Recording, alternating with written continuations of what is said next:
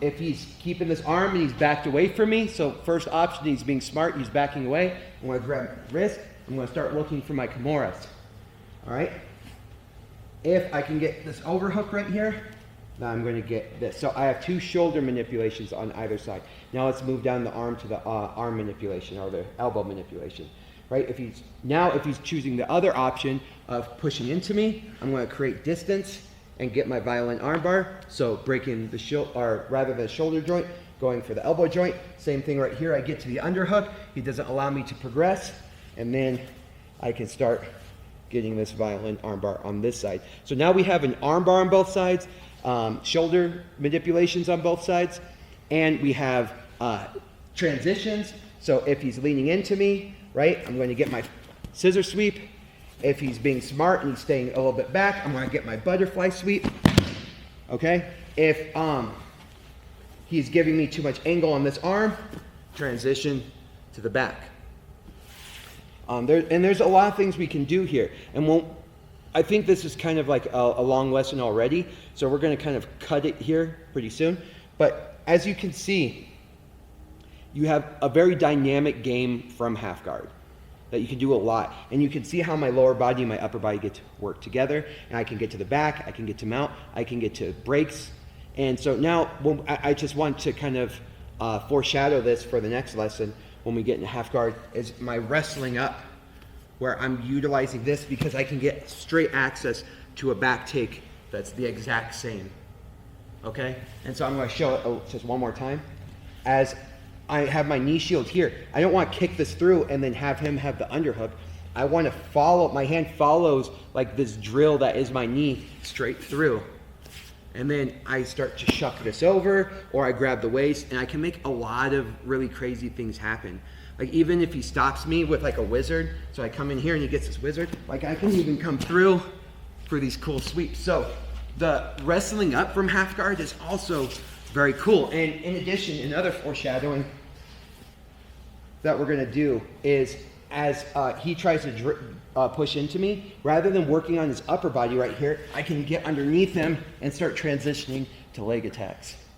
So half guard is super, super powerful, a great utility guard, and I can play multiple games from half guard. And so I noticed that butterfly guard and half guard become the favorite guards usually for wrestlers. I know that's ironic because the wrestling up option is there, and then it's a big favorite for leg lockers because your ability to get underneath somebody and get to different types of guards like X guards and De La Rivas and weird deep half, like a lot of that comes from this basic half guard where they're allowed to keep their upper body and their lower body together. And real quick, again, just another foreshadowing is when you hear people talk about deep half is when you start, go ahead and lift your butt up a little bit, is when you start getting in here and we start isolating here, or we start isolating the legs like that. I know this isn't a very good angle. Let's go on the other side. Right here. So like I'm locking, and you can, like I said, we can lock this down. We can get all sorts of fancy ways. And then I'm making him do the splits. And then we kind of like roll back and forth until I can get up, and then I have like an easy pass. So half guard can lead to so many other things, and we can't do it all in one session. So just like as an introduction to half guard, I think this is a good place to stop, where it's like you have a few transitions, you're kind of getting the utility of it. And what I want you to do, even though Zeke was giving me a hard time today, is I want you to have somebody just put you in half guard. So like, okay, I'm in half guard, and just ask them, like, just try to pass. And all you're focused on is, the only focus that you have is keeping your knee shield. And the knee shield, like I said, can be very dynamic. It can be up in the chest, it can be on one side of the chest, it could be in the hip. You find it naturally. Don't let somebody tell you your knee shield has to be right here or right there. Just find what comes naturally to you. As long as they're not passing your guard, you're doing it right.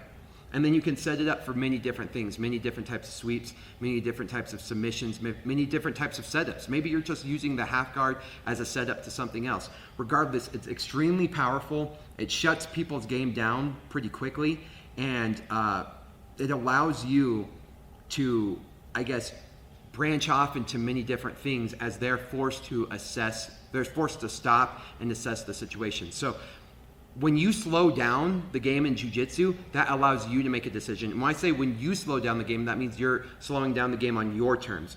It's like, okay, like when I get you in a half guard, I'm grabbing the sleeves. It's like, I'm going to sit here until I decide what I'm going to do next, right? When I get you in a half guard, I can sit here all day until you open up something for me in order to progress my position, a transition, or go for a submission, right?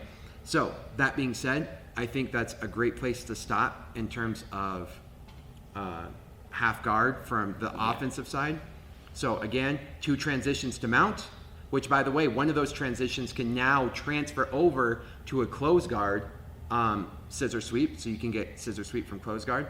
And then we have a transition to the back, which is kind of foreshadowing a little bit more into like other types of wrestle ups that we can do.